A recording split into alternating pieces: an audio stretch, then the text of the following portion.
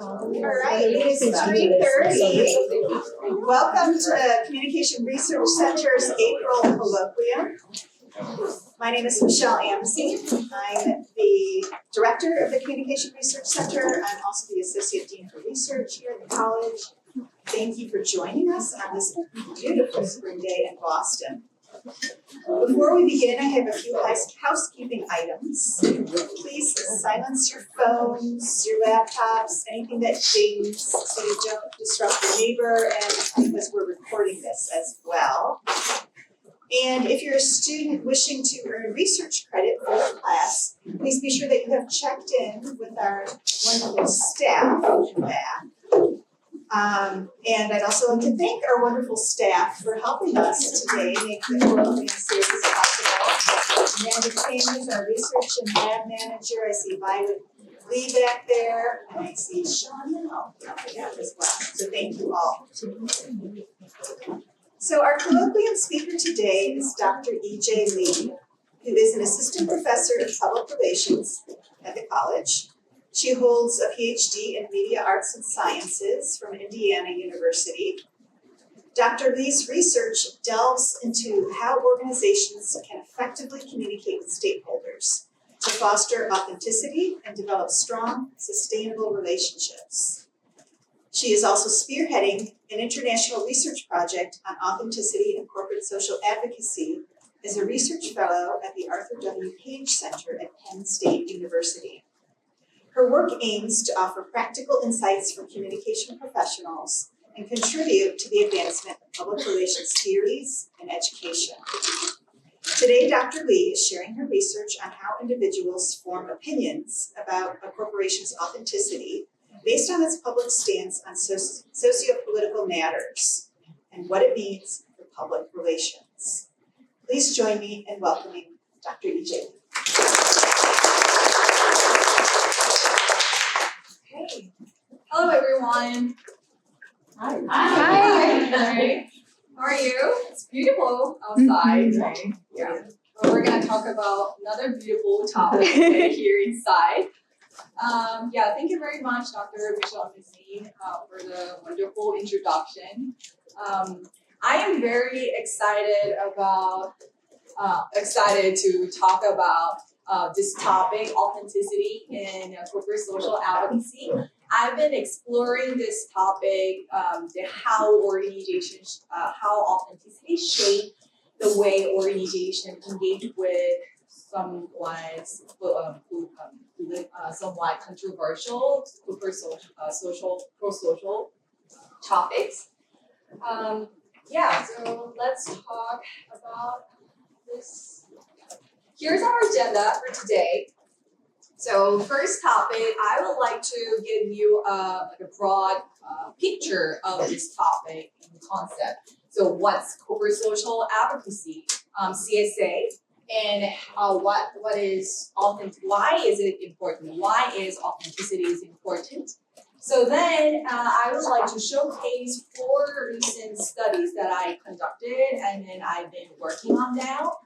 This is all about authenticity in the context of corporate social advocacy and the authenticity. So the first one is about conceptualization, and then I will talk about how I develop the measurement items, and then also I will explain some of the experimental and then survey examinations. So then I hope to talk more about how we can advance authenticity in the corporate social advocacy. Okay, so let's move on. So the concept, corporate social advocacy. So have you heard of this concept? Or I'm pretty sure you know some of the campaigns or initiatives or communication practices that recently more organizations participated now.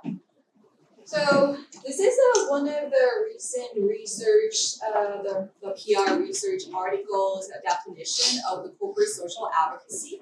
So it defined corporate social advocacy as an impact-driven communication function promoted by a company's leadership in which it takes a public stance on social issues in aligning with its identity, values, and mission, despite the risks inherent in doing so. So do you know what's the difference between CSA and CSR, the corporate social responsibility?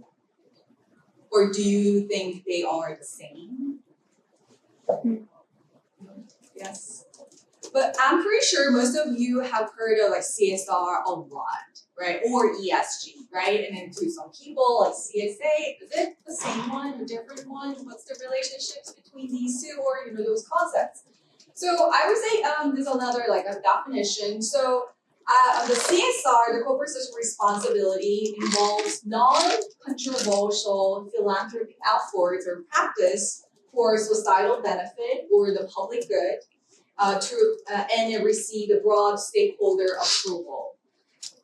So in the next page, I will give you how organizations that participate and engage with this the corporate social activism or the practices. But that the CSR is more I would say the broader level of the concept of the pro-social communication practice. So yeah, the corporate pro-social communication. So this is like a Patagonia's campaign, and like in 2011, so already a long time ago, the Patagonia famously ran the Black Friday campaign. So they wanted to increase the people's awareness of the sustainability, especially in the textile industry and the clothing industry. And then after that, the year of 2011, so 5 years ago, they did another like similar the sustainability pro-social practice. So and then through this campaign, their voice was louder and then more like bold. So with youth activists, the Patagonia really encouraged people to participate in the strikes to increase their voice. So we should understand, be aware of how important like saving our planet is, or something like that. So you can see here, even though don't buy this jacket, it's not just about giving money to the nonprofit organization, right? So you can say this is a part of communication practice, delivering some message, right, related to sustainability and then pro-social issue. But here it's the 5 years ago, what they did, what Patagonia did was more like, okay, so now we should do something. It's just more than just delivering a message, right?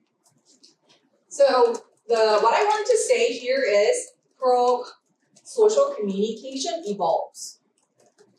So pro-social communication speaks to the intentional actions or messages of organizations aimed at promoting the public good or welfare, including efforts like CSR, like I just explained, and then CSA, or there are some different terms like brand activism or even a CEO activism, something like that. So all those different similar concepts are under, I would say, they are under the pro-social communication practice. So I will talk about how pro-social communication has evolved right now. So now we see this shift from what's doing good to what it believes is right.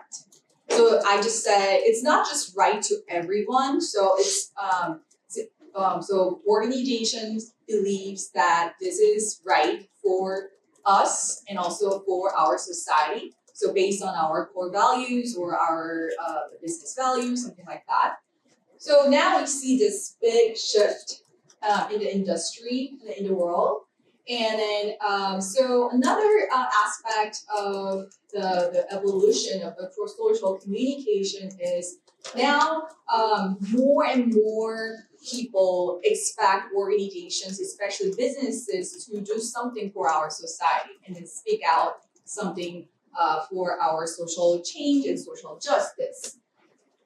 And so with that, the increasing, growing public expectations, so it's very interesting.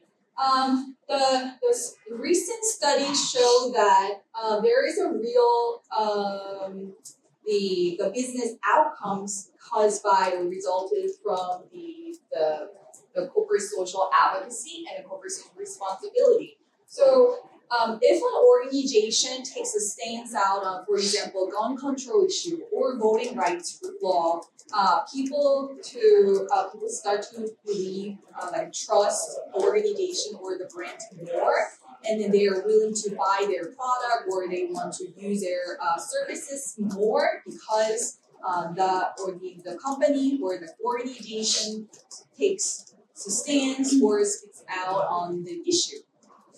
So that's why we see this the involvement. But now this change or shift creates some communication challenges for especially businesses and corporations. So the reason why it's really challenging for organization is that because it's not just helping people, like it's not just donation, right? So it's like say something about a political social issue, which can divide people very sharply, right? So now organization engagement with the controversial, like hot button issues. It's not just in this country, right? So worldwide. So recent evidence reports really highlight that this is not just phenomenon in one country. So worldwide, we see the similar phenomenon, like a trend. And because of that controversial elements, some organization take some risk. So by taking an issue and speaking out on the controversial topic, they might lose some stakeholders who do not agree with an organization's or brand stance or their actions. And in the meantime, this is very interesting as well. So right now, the public's expectation has only been growing, even though the political climate is getting more polarized across the world. But at the same time, the organizations and brands they are also really willing to do something for our society. But they have a question and then kind of problems. How can we do this more effectively and ethically? That's why we see the authenticity is important, and then the CSA, the practice is not easy for organizations. All right. So I believe that, and then based on my research results so far for almost, I would say 9 years, for the authenticity research, I believe that authenticity will be one of the good solutions for communication challenges. So I think authenticity can be a good solution to answer the following questions. So number one, what issues should organizations speak out on? And then the second question, how can they engage with social political issues, hot button issues effectively and ethically? And regarding the communication outcomes of organizations' outcomes, can corporations achieve financial, reputational, relational, and also even societal impact outcomes by taking a stance on an issue, even if they have to take some risks? Then the last part is what they are doing now is for our society, right? They want to make our society better, right? So how can corporations influence social change on a global scale? And then what factors should corporations and organizations consider to create the positive social impact? So I think for all of these questions, authenticity definitely will be the answer. Okay, so now I believe we have some good understanding of what CSA is and what CSR is, or social communication is, and then why authenticity is important in this context, right? Okay, let me move on. So today I would love to showcase 4 research works. So the reason why I thought, so how I bring all these forward, the research works today is I would like to talk about how I and the PR researchers translate real world questions related, particularly related to PR to research project. So the first research I did about authenticity in corporate social advocacy was conceptualization and then measurement development. So three questions for this research project. Actually, this is my dissertation project, and the first and second the study that I would like to talk today are part of my dissertation project. So number one question I asked was, how is authenticity in CSA defined? Because, just think about the concept of authenticity. What's your definition of authenticity?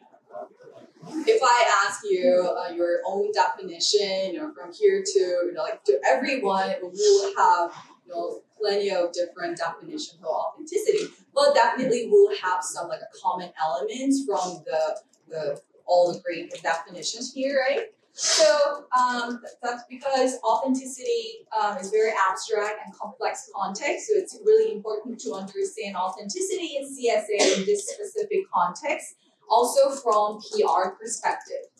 So, and then what are the dimensions of authenticity in CSA? Because it's abstract and a multi-dimensional concept. So that's why it's important to know, okay, what's the core components of this concept, right? And then how can authenticity in CSA be operationalized for research and then measured? Okay, I put this QR code for your information. If you can scan the QR code, you can definitely just check the full article because it's a really long article, so I didn't want to talk about everything about the paper today. But anyway, for your information, please feel free to use this QR code. Yeah.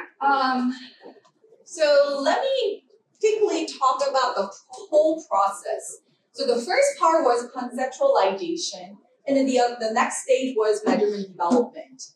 So for the very first step of the conceptualization, I did a multidisciplinary literature review because authenticity concept itself, it's very, like I said, abstract, but at the same time, it's socially constructed. So that's why I believe it's really important to review all very relevant social science, multidisciplinary literature review.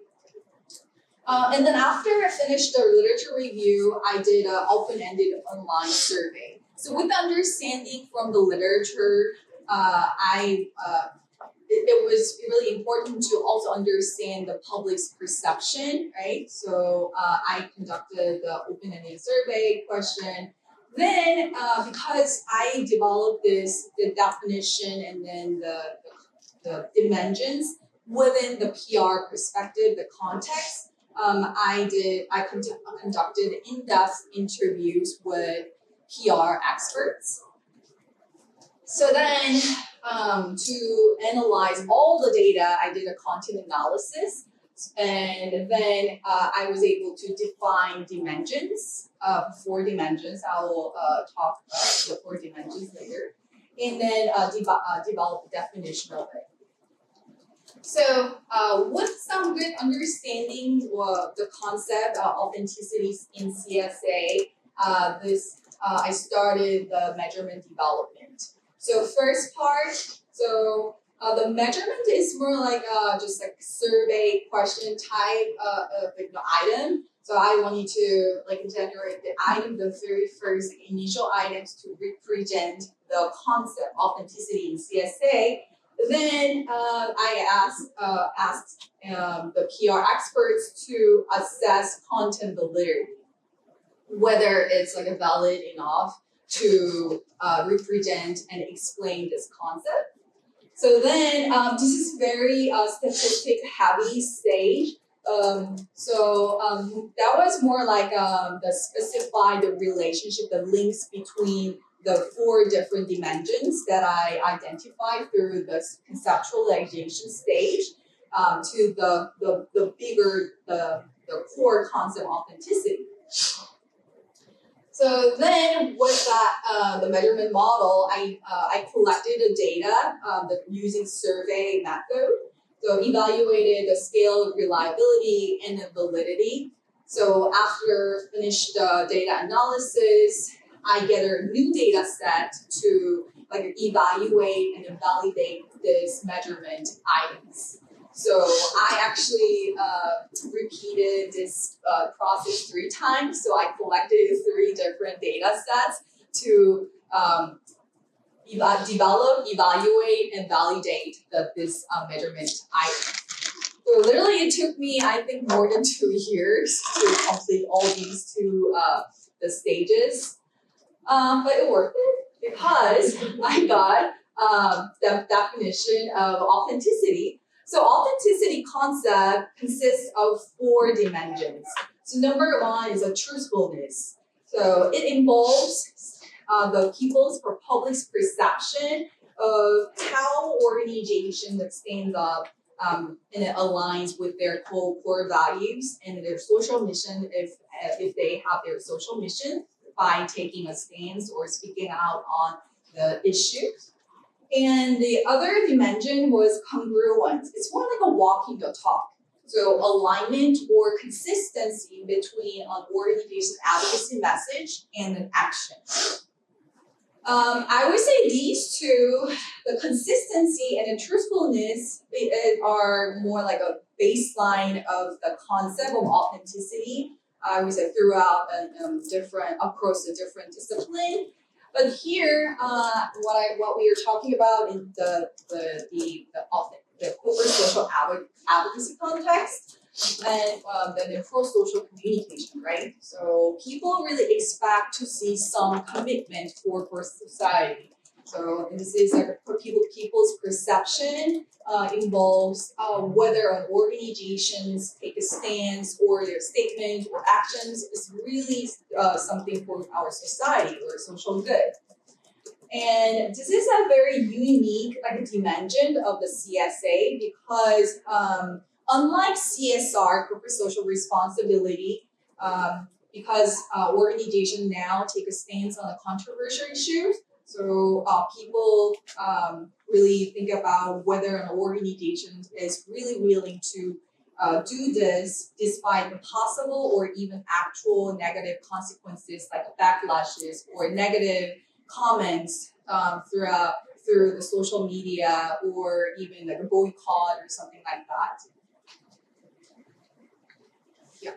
So I literally expand that dimensions and the definition to create this the measurement scale items. I didn't bring all of the 23 items here, but these are the examples of this the scale items. So first one is truthfulness. So the company speaking out establishes core values. So literally whether it's aligned with their value or not. And because the organization really needs the foundation to do this CSA. And then the next is persistence, and the organization is willing to endure negative consequences of publicly speaking up. And the commitment, so the company advocates solve the social problem and then help our social good. And the congruence is an action plan aligned with the statement. So if you go to the paper, you can definitely see the final measurement items.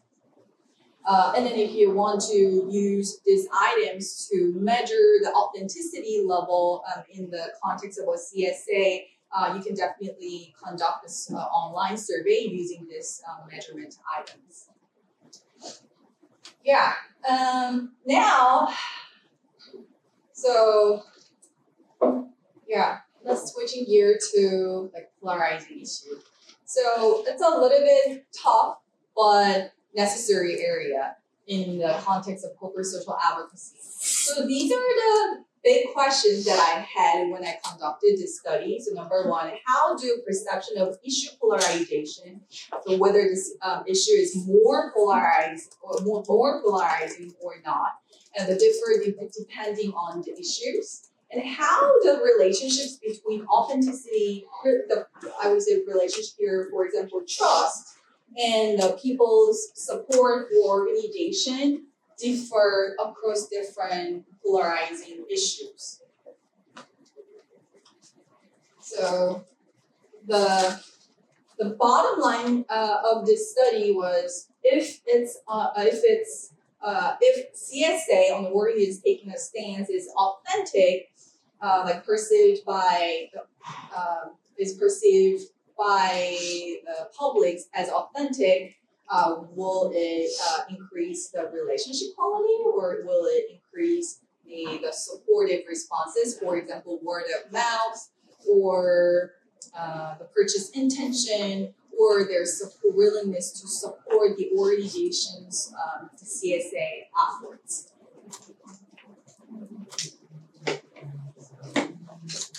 Yeah, I guess this is the only one with some stars and the crazy the statistics, the result, but I will interpret it for you. So I compare like different political social issues. So do you see the difference gaps between abortion? I would say, let me see. This is all like abortion. So the climate change or same-sex marriage are less polarizing compared to gun control or abortion ban. Can you agree, or do you have another thought? Right. So using the statistic analysis, the research question was whether it's really different or not. So the results show that statistically it's different. So with that result, I did another a data analysis. So for example, I compared the people's perception of all these variables, like how people think about the authenticity, how people think about the trust or satisfaction levels with the brand, and then the attitude toward the brand, and word of mouth, and purchase intention, and then CSA support. So for the gun control, I asked the participants about the Dick's Sporting Goods gun control support. And then for the climate change, I use a Patagonia's case for the survey question. So here's the differences were significantly different. So what that means here is if your CSA, your practice is authentic enough, you will boost the relationship with your public. And then that relationship quality definitely can lead to the positive attitude toward, for example, here, so Dick's Sporting Goods. And then also word of mouth, so people would love to talk good things about Dick's Sporting Goods because they think the gun control support is authentic. So then they have a good trust with the Dick's Sporting Goods. So then we want to say good things about the brand, something like that. So you see the differences, right? These are the key takeaways. So I really like to say here now for it's authentic. So based on the result of this study, especially for practical implication was it's important to communicate organizations' sincere desire to commit to relationship building with stakeholders, even if issue is regarded as more polarizing than other issues. So that's why it's really important to communicate their core values, because when we say this organization's actions or practice is really authentic, that means, so like I talk about the truthfulness, the dimensions, so that means the practice is really aligned with their core values, so that increases the perception of authenticity. So some connection between the issue and organization's core value definitely can help increase the influence of CSA on organizational outputs. So given the importance of the core values, it's really important to solidify or even like re-establish their organization's value. So if an organization doesn't have a very solid core values, they really need to establish their own core values, and then the business value is really important to for their authentic CSA practice. So next, I would like to talk more about ongoing research project. I presented this research at one of the PR conferences this year. So have you heard of what happened with the Target and the Costco? No, I don't know. It's not about fighting each other. So, so not just Target, there are many the companies now scaling back their DEI related policies and the procedures because of some political and societal pressure right now. But so like a Target, they scaled back their DEI policies, but the Costco, they really doubled down the DEI policies. What's really interesting about the Costco is that if you go to the Costco's website, they really don't have a really solid core values. But anyway, within this kind of political climate, what they did is really now stood out. So I think this is very interesting.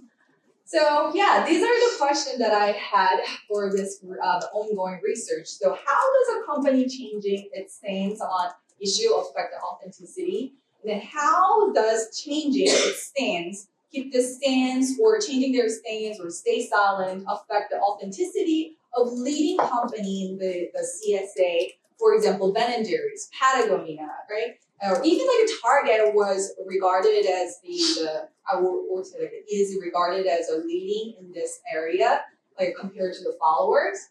And then the last question was, how does staying silent influence authenticity? Right now, I would say there are so many different issues right now that organization can take a stance on, right? But for example, like a Gaza issue, some organizations they decided to stay silent, right? I think so. That's why right now in the PR industry, so staying silent is another way. It's another way to say something, or is it? Do we need to do like strategic decision making to stay silent or something like that? Yes. So just quickly read this sentence, please. So I wanted to show you how I conducted this experiment. So this is a part of my experiment. In the middle of their experiment, people were asked to read this. So on the next page, so I created a news article. It's about the news story. So they read this one. So so imagine that, like Wall Street Journal wrote about this topic. More companies speak out on the social issue. So I wanted to let them know, okay, so this is what's going on in the industry.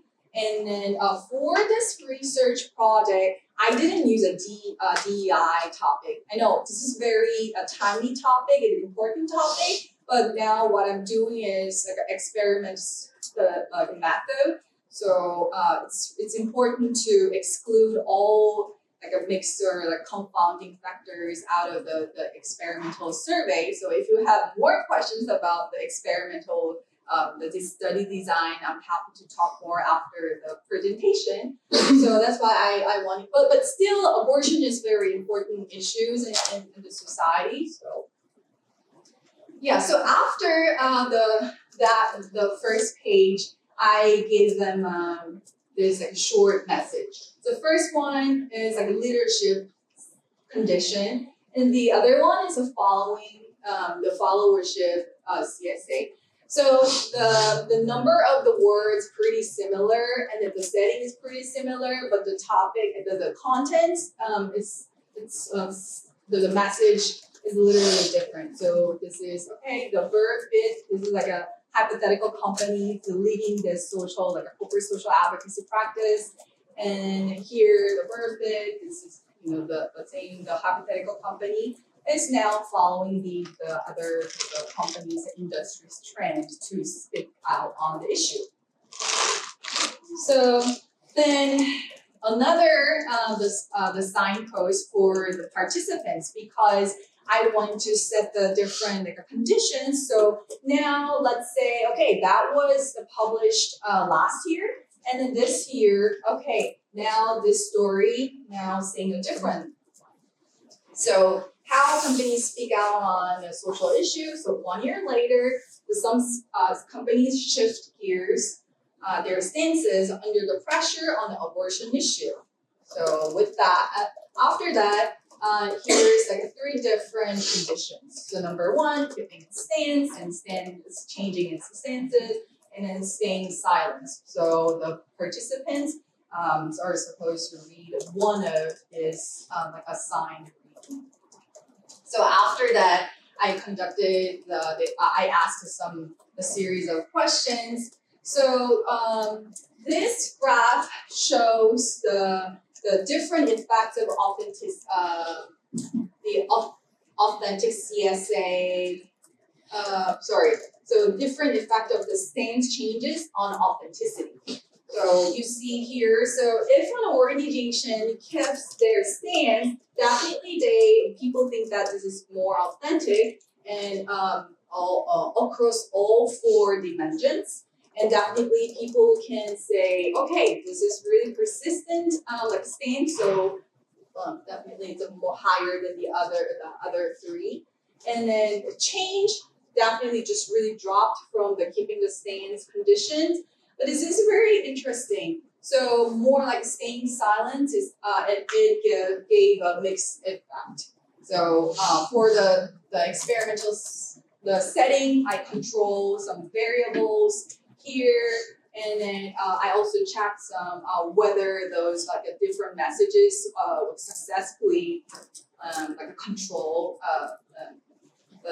manipulated, adjust and controlled.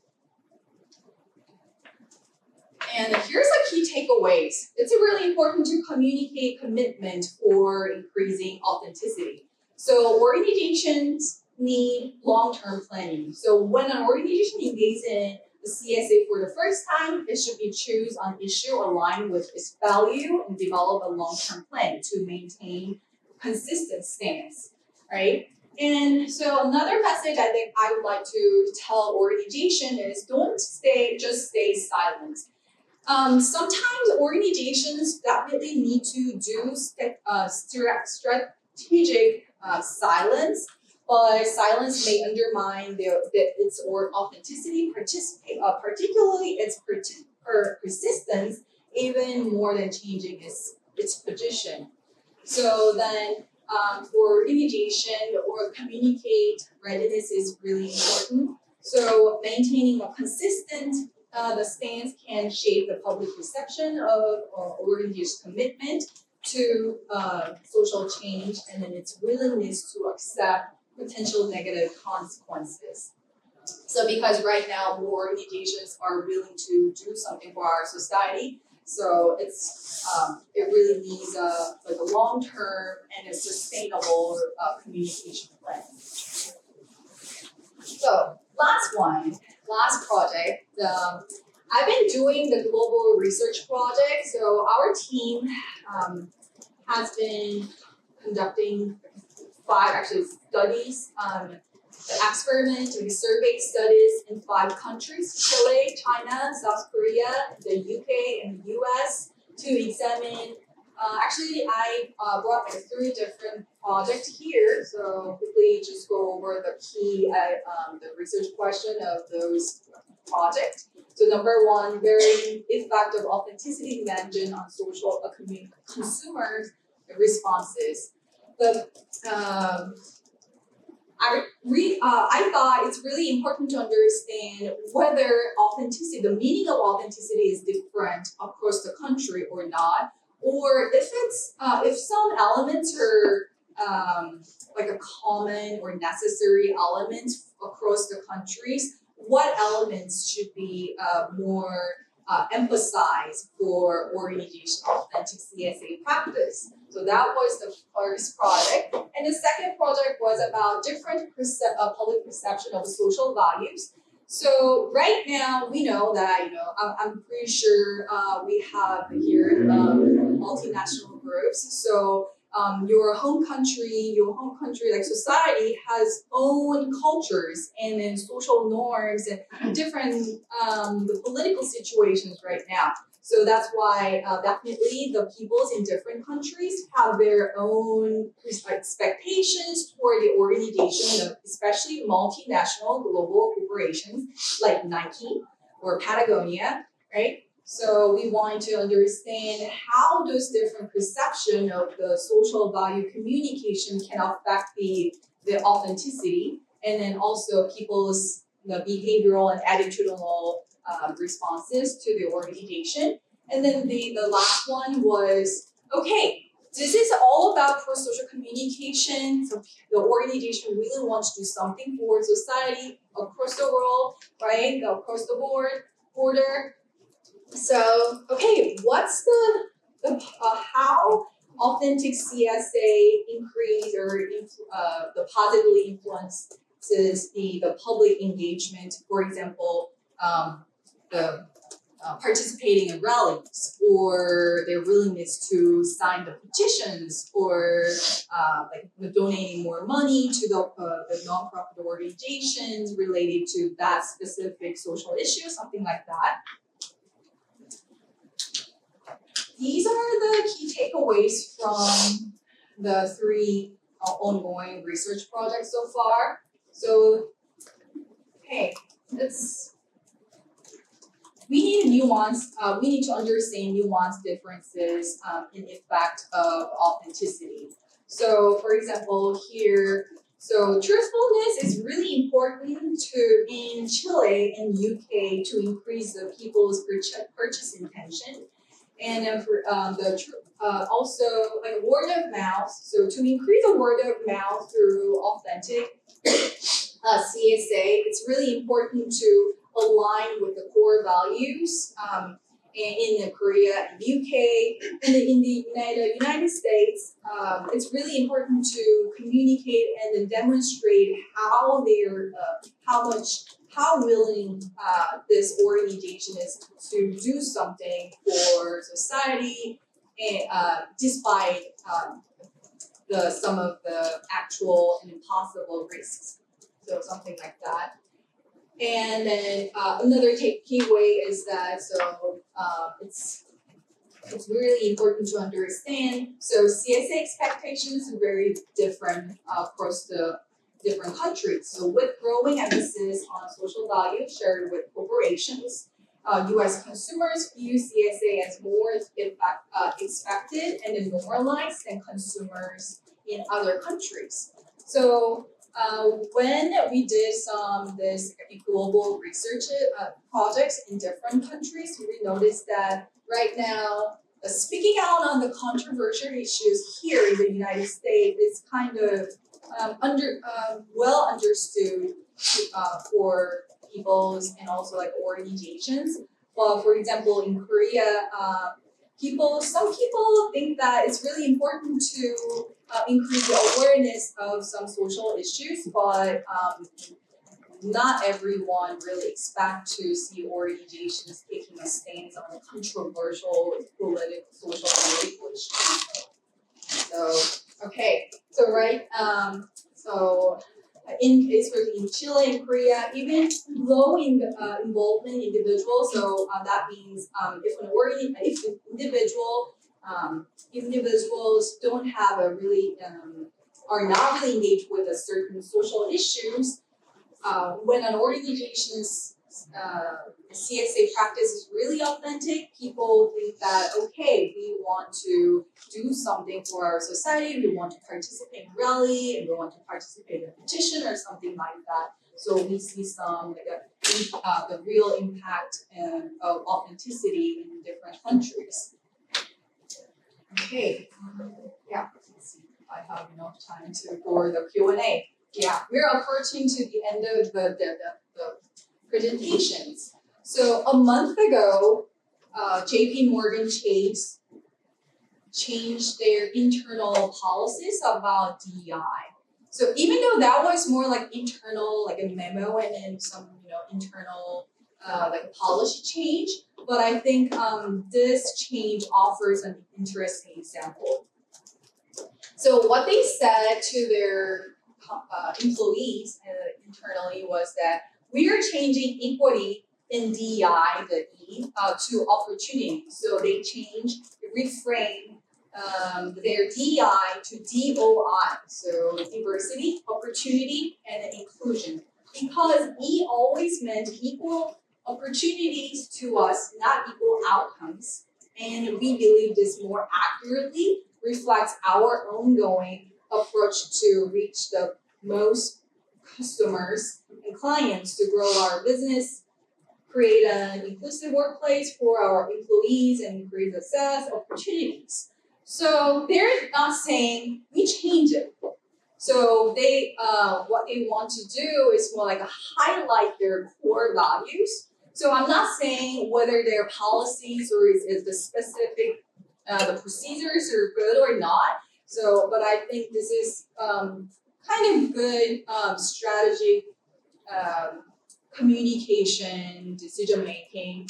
So I think yeah, I'm pretty sure we can. There are so many things we can talk more about this case or in other cases too. Okay, here. This is my last thing, like party words for this presentation. Now it's really important to discuss and speak out about their social, our social value. So beyond strategic decision making and pro-social communication, what it means here is definitely organization need to do some strategic decision making for their practice, communication practice. That's really important.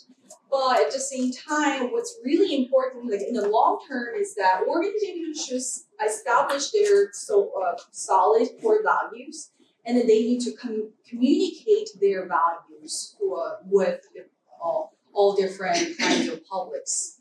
So to resonate the stakeholders and the society. So for PR people, practitioners, and researchers, it's really important to focus on how we can measure, assess, evaluate the social impact.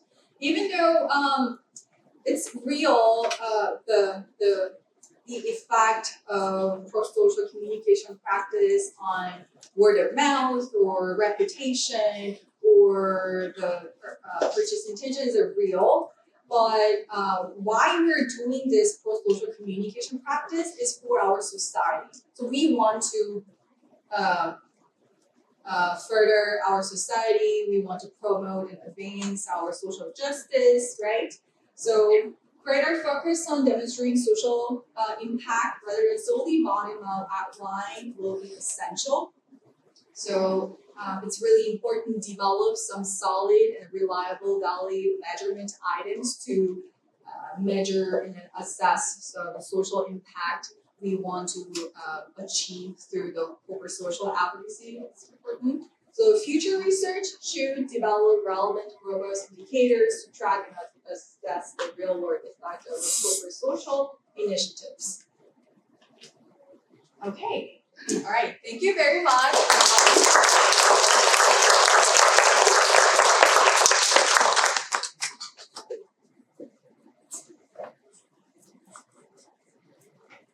Any question would be great. I have a question. Yes. So I don't know if you can go back in your chat. There were those 4 dimensions of, is that authenticity? Yep.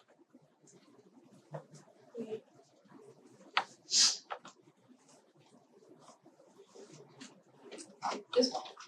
Yes, so in a point in time when I'm specifically thinking of truthfulness. Well, so it's the truthfulness, let's define this, an organization's core values.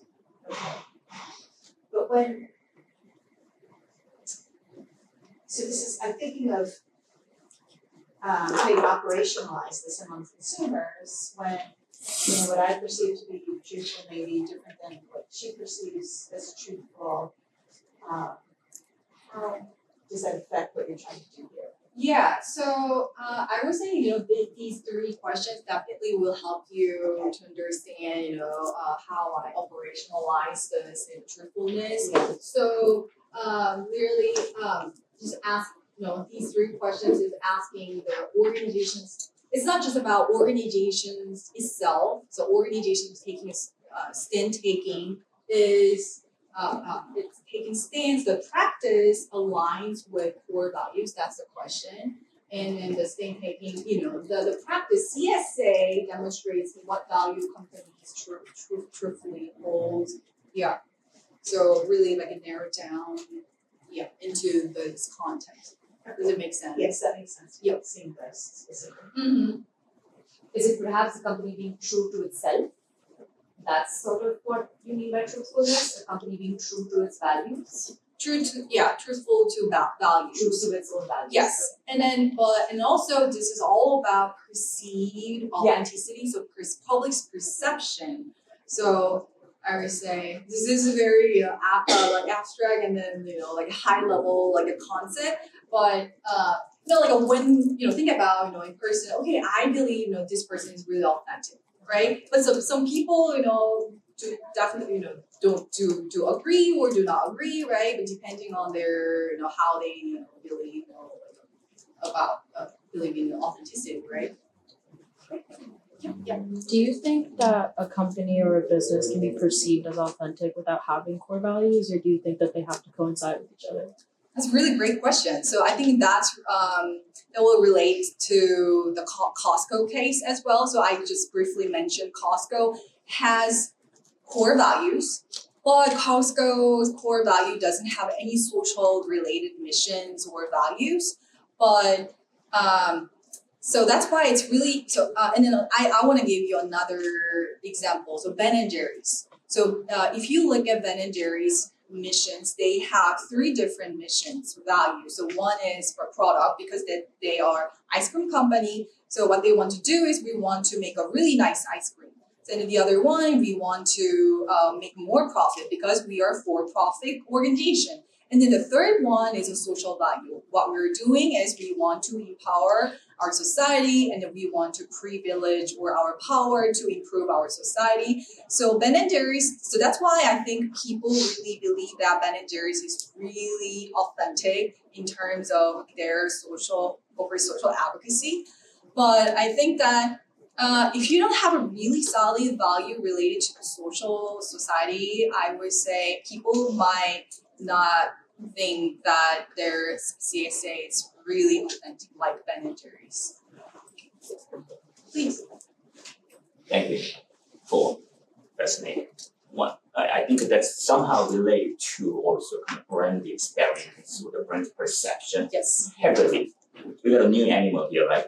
Tesla used to be something alternative to the environmental pollution and then this electric car and then it looks like it's going for the better kind of world. All of a sudden, the company itself getting treated as the one CEO's kind of this political activism, and somehow what Tesla has been known for and doing and the perception is kind of judged by one representative kind of figures. Also, it's another brand of that company, right? So we have this kind of new animal. Also, another example, LL Bean company used to be kind of people's company, environmental company, but they heavily supported the MAGA movement, just to literally solve their financial problem. And then there's a huge kind of political difference between the owners and who just can work for them. REI had a kind of similar issues recently. Mm-hmm. And even at the academic, place like Columbia University, when they get a pressure, you choose to, what's right and what they are known for, or a financial kind of, just advantage or kind of, safer way to kind of keep their organization there. So my question is like, based on these kind of changes, would you be interested in kind of a classification of authenticity? Like there are given authenticities, there's earned authenticities, and also maybe like there's a manufactured authenticity, like through the PRs and through the advertising. What would you think like this? Can we just categorize or classify like this these different kind of authenticities going forward? I think that would be really fascinating idea because like I just mentioned, authenticity is more like a perception, right? So definitely if I bring, for example, brand identity, right? It's not a brand identity is not exactly the brand the social value, right? It's definitely different, and the brand identity is more perceived by people, right? It's more like the action or perception. So yeah, I think I can definitely think of some ideas of how categorize different types of authenticity. Definitely, like bringing some of those important the action or perceptions, like a reputation, for example, or brand identity, or any other related things. But yeah, that will be a really great idea. Yeah. Thank you. Yeah, thanks. Timer's wrong. Oh, okay. Wrap time. Yeah, one more. I have a question regarding how do you see value alignment plays out in authenticity. So Professor Han gave a lot of examples about Tesla and all of that. I was thinking about another example with industry code. So they're being very authentic on what they are advocating for, truthful to their values, very persistent, and also very commitment in making actions, making donations to gender conversion therapy, and also they're very congruent as well. Yeah. So they're authentic in that case. Yes. But how would this level of authenticity impact those who do not align with their values regarding outcomes, regarding their health, reputation, trust, all of that? Yeah, very good question. I know, like some of the studies really give a like strong critique right now. CSA studies is really leaning toward more like a progressive or like a liberal perspectives. And then some of the people who have a really progressive or liberal perspective also really support some of the organizations like Ben & Jerry's or not like Chick-fil-A or some like conservative brands. So actually the third research project, so what I want to do is so what I'm doing right now is I also want to focus on conservative perspective as well. So how I want to just cast the relationships between the authentic CSA and conservative values and the stance on word of mouth and purchase intention and the CS support for organization or something like that. So technically, I don't know, theoretically, if authenticity has power or impact, organizations, I would say, might be able to expect some positive effect from the authentic movement or practice, right? Yeah, this is a really important point. Thank you. All right, it is 4:30, so thank you all for joining us.